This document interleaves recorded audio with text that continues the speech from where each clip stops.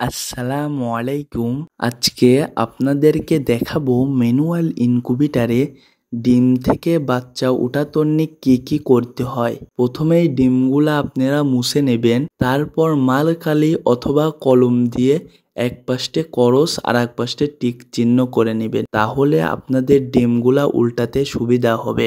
4 ঘন্টা পর পর ডিমগুলা আপনারা উল্টা দিবেন। 18 দিন একটানা এইভাবে 4 ঘন্টা পর পর ডিমগুলা উল্টা দিতে হবে। 18 দিন পর 3 দিন হ্যাচিংয়ে দিতে হবে। 3 দিনের মধ্যে আপনাদের বাচ্চাও উঠে যাবে। আমি 10 পিস মিশরি ফার্মে মুরগির ডিম বসাইছিলাম, আলহামদুলিল্লাহ আমার 8 পিস বাচ্চা উঠেছে। আপনারা যদি এরকম খামারি ভিডিও পেতে চান তাহলে আমার চ্যানেলটি সাবস্ক্রাইব করে লাইক দিয়ে পাশে থাকবে। ইনশাল্লাহ এর থেকেও ভালো ভিডিও বানানোর চেষ্টা করব।